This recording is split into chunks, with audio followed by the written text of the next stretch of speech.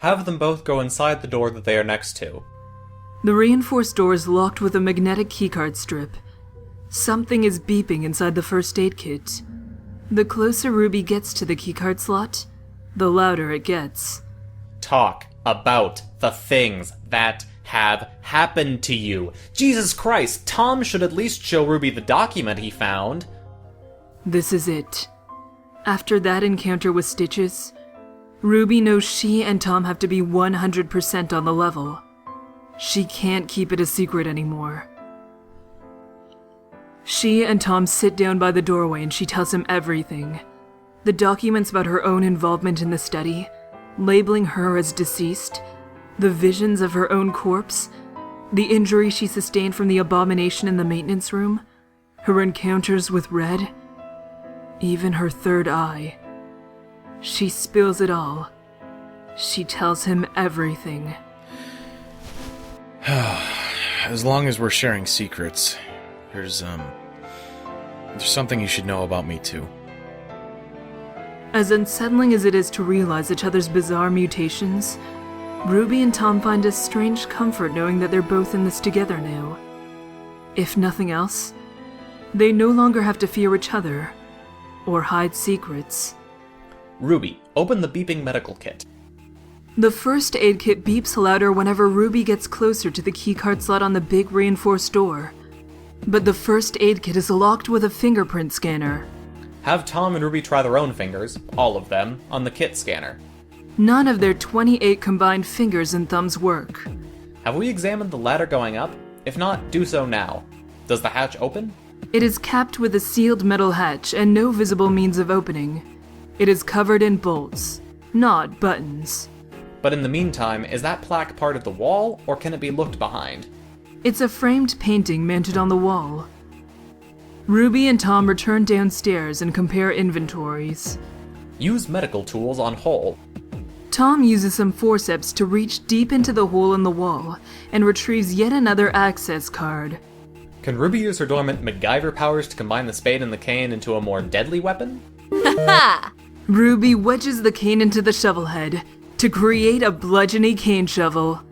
There appears to be something sticking partway out from behind Mr. Water Cooler.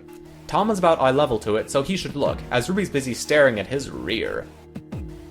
Tom sees something behind the water cooler. Tom retrieves Red's hand.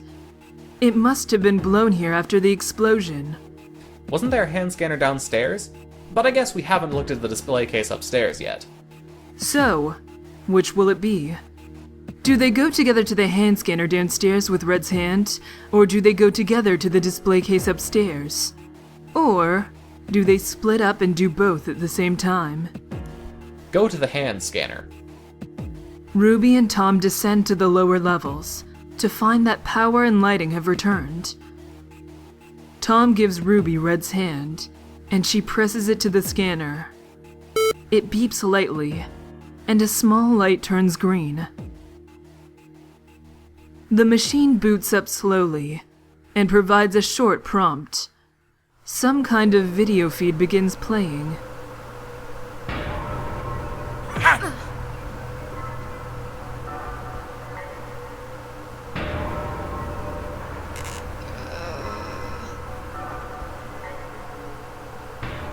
The video ends.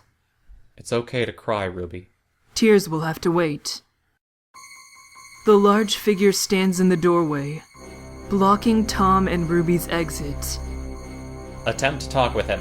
Ask what he wants. The figure enters into the room, squeezing through the doorway.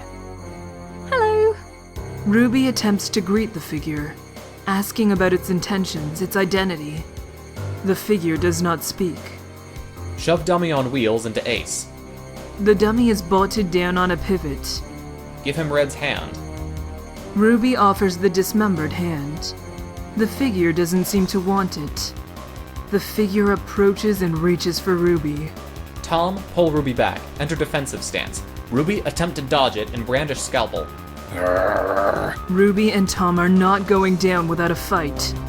Ruby, back up. Stand in front of the open box, then evade when he lunges. Tom, get behind the bird whilst he concentrates on Ruby. Then use your manly physique to shove him into the open box. Evade as much as possible. Go for the legs and get the hell out ASAP. The figure lunges at Ruby, who ducks out of the way of its massive arms. Tom dodges around. Try to crowbar his knees. Ha! Ruby bolts from the room while Tom drives the sharp end of the crowbar into the figure's leg. Tom runs. The giant figure seems unfazed. Flee through the Z-hatch. Tom follows Ruby through the Z-hatch. The figure is right behind them. Ruby helps Tom as he dives through the hatch. First the couch, then through to the tube room, then have a quick comforting hug to calm the nerves. It's not like the thing's going to come through in the very first second. There is a horrible sound of wrenching metal. Large white hands are tearing the Z-hatch open. Climb pipe! If that's not possible, stab Ace's hands with the scalpel. Ruby easily clambers up the pipe with her girlish figure. Tom follows behind her. Tom and Ruby ascend the narrow pipe, desperately clinging to the rusty walls. Tom and Ruby emerge from the pipe after a long, winding climb. They feel very turned around. They emerge in a new place they have never seen before. Look at the monitor, only disease static, then examine everything else. A large, shadowy face stares back. Ask the face to identify itself. Who are you? The screen goes static. Ruby and Tom move on to explore the room. The room is full of broken science equipment, including shattered beakers and tubes, a broken table in the southeast corner, and lots of spilled liquid. The room smells of chemical vapors. Tom can see something vaguely through the steel vent, but it's too sturdy to bash down by brute force. There are scraps and tatters of cloth at Tom's feet. They look like the remnants of a lab coat. By a very large cabinet, which is locked with a chain and padlock, Ruby finds a severed foot on the ground with minimal blood. The door has no visible lock, but it's wired to the monitor. Ruby pockets the heavy gloves she finds on the floor. Also, of obvious note in this room is the access hatch leading down, which is secured in place with some sort of staff. Take staff. Ruby takes the odd staff. It's made of some kind of green-stained wood. What's that on top of the cabinet? Tom climbs up and takes the empty syringe. Attempt to pick cabinet lock with scalpel. Don't be silly. Neither Tom nor Ruby is crafty enough to know how to pick locks. Take down the poster and examine the vent. Tom removes the medical poster on the wall and discovers a small recess with a sheaf of papers inside. He takes the papers and prepares to read them. Ruby examines the vent. There are tiny warnings that indicate it is used to channel gaseous chemicals, and that gas masks should be used when operating the chemical pump, which is nowhere to be found. While Tom prepares to read the note, Ruby looks through the hatch to the familiar lower level. Tom begins to read the sheaf of papers. Red's Journal, October 3rd. Traditional treatments show no progress. Yesterday, Subject 5, aka Tom, has crippled his hands in an accident involving the accidental operation of the Z-hatch in the newly excavated brig room. If these events continue, our situation will only deteriorate further. F has begun to reconsider my proposal of experimental treatment. If things do not improve, I will speak to the board. At this point, everyone is desperate for a solution. Tom continues reading, sharing his findings with Ruby. Red's Journal, October 7th. Today, when I was visiting some subjects in the patient break room, I could swear I heard whispered voices. This is the second time. F says the board has approved my recommended treatments. They begin immediately. Tom is almost out of pages. Red's Journal, October 27th. And things were going so well.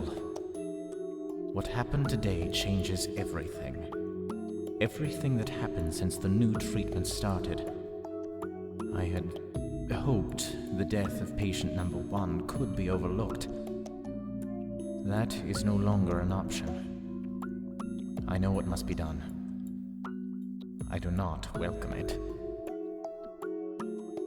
Tom reaches the last page in the pile of loose papers. Red's Journal, October 29th. The deed is done. May God forgive me. Go down hatch. Use access card on case. Tom and Ruby uneasily put the notes away, unsure of what to make of them, especially the last two entries. They head down the hatch into the hallway below. Tom prepares to use the access card he got from the hole in the wall below.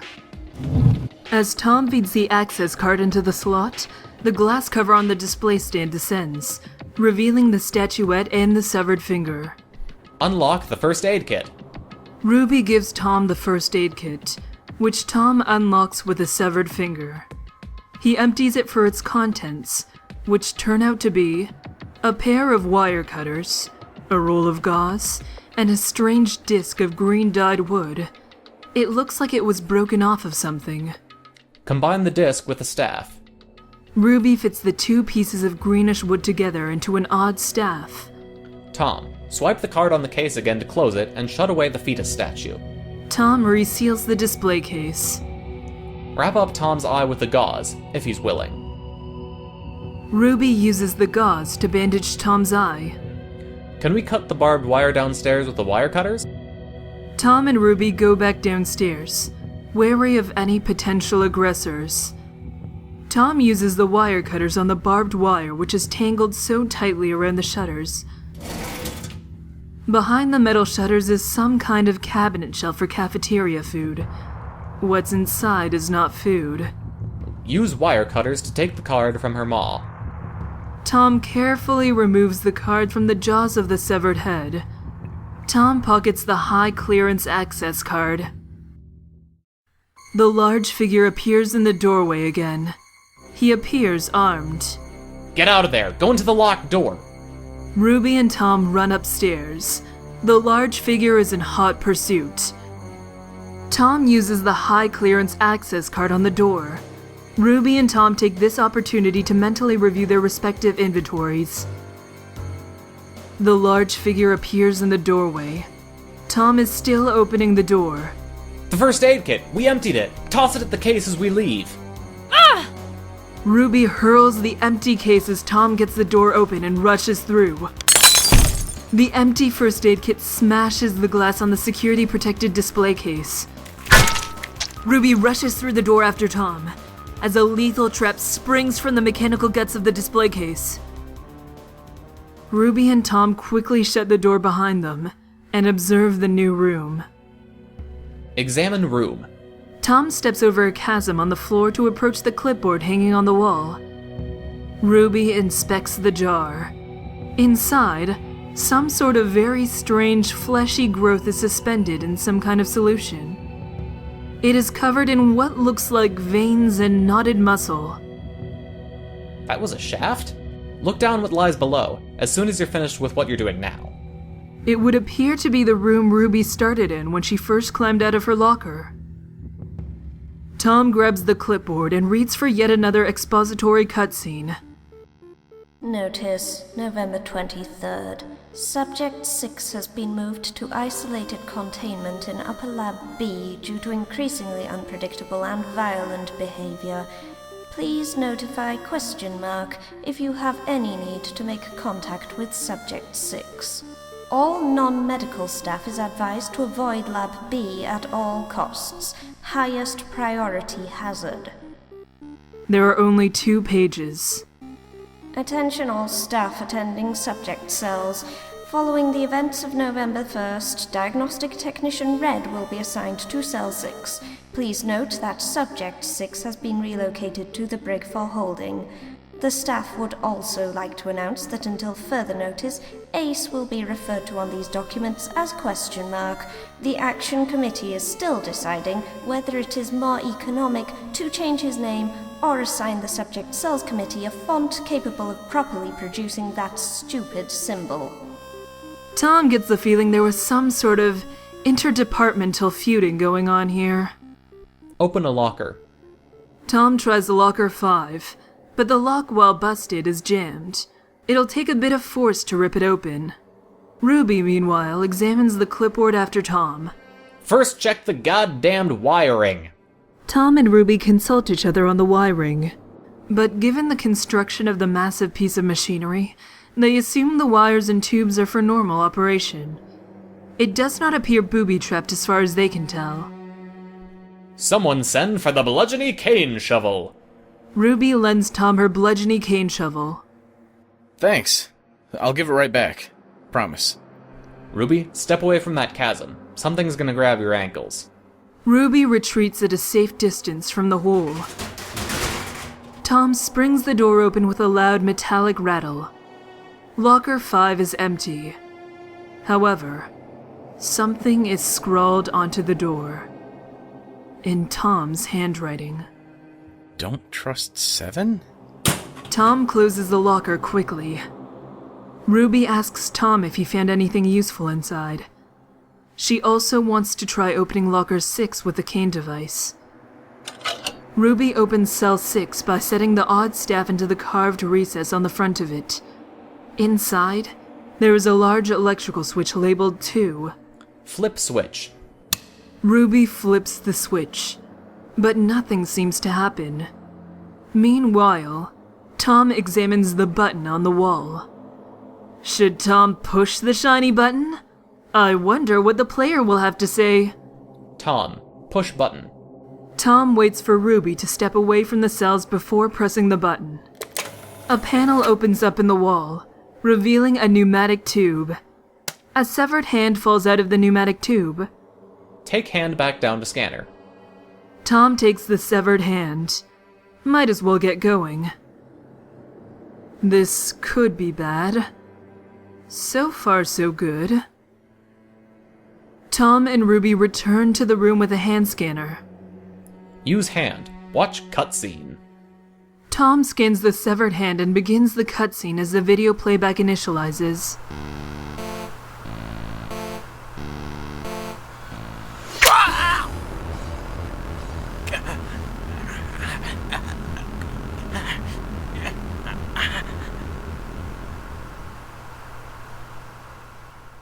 It appears there is more than one video queued up.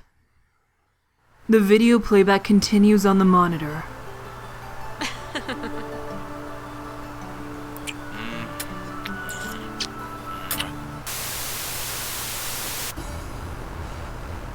The video finally ends. Tom backs away, clutching the cane shovel he forgot to return. He seems angry. He also seems very scared. Ruby fumbles for an explanation, an apology, anything. Tom, please, I would never hurt you. There's nothing wrong with me, and if there was, I'm better now. I don't want to hurt you. Say that to show your goodwill that you will be placing the scalpel on the ground and stepping away from it. Do so. After this, ask Tom what he wants. Ruby places the scalpel on the ground as a show of good faith. She nervously continues to try to explain, but her voice is shaking. Tom, okay, look at me. Look at me. Now, this is my scalpel. Here, I'm putting it down over here. And now I'm walking away from it. Over here. See, I'm unarmed, so please, put the cane shovel down and let's just talk about this, okay? Ruby backs away slowly. Tom seems somewhat placated, but he's still in a panic. Get out of here. If you need me, I'll still have my walkie-talkie. Ruby exits the room, leaving Tom alone for the time being. Perhaps some space will help calm things down. She doesn't know what to do next. Ruby is shaking. These recent events have unnerved her greatly. She has a pounding headache. Go to cafeteria. Drown sorrows with water from the water cooler. Not knowing where else to go, Ruby heads to the cafeteria. Look around in a manly manner. Ruby tries to collect herself and surmise her situation in the most manly manner she can muster. How about an inventory check? Ruby is carrying a ball of twine, an oxygen tank with a mask, and heavy rubber gloves. Sit down, and try to calm down and think. Ruby tries to gather her thoughts and calm down. It won't do to go running around willy-nilly. Where should I go now?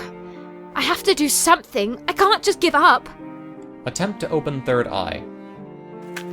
There's no hiding it anymore. Ruby can feel the third eye throbbing in her head, eager to make itself known. See if we can find some of that barbed wire that was covering the shutter earlier. Tap into Ruby's latent MacGyver abilities, if there is, and equip the gloves. Then wrap the wire around one of the gloves to make a prickly fist. If Ruby's on her own, she's going to need some defense. Ruby wraps the incredibly thick gloves with barbed wire to create the prickly fist. If it's not too much for Ruby at the moment, can we check the top shelf where the goat head is located? I thought I saw something among the blood we missed out on. It was just severed vertebrae. Head upstairs. Downstairs is Tom's territory now. Ruby heads upstairs. There may still be things to examine downstairs, but this is a good point. Tom does probably want a space. Examine room with your third eye. Then check to see if the trap on the statue pedestal is fully disabled. Ruby can't tell if there are any traps remaining on the pedestal. Ruby opens her third eye and closes her others, surveying the room. Examine the painting that has Ruby scrawled on it in more detail. This must be what she saw. There's some strange archaic-looking text on the painting, but Ruby can't decipher it. Use third eye on text. The text is still incomprehensible, but Ruby sees there's something out of place behind it. Something tied to her. Move the painting. There's nothing behind the painting. But Ruby's sure there's something here. Use prickly fist to scrape away at the fabric/paper of the plaque. If it's not paper or fabric, then make a mental note of what we saw and head into the locker room. Ruby tears back the parchment on the front of the frame. There appears to be a large group portrait hidden under it. Take portrait and move on to locker room.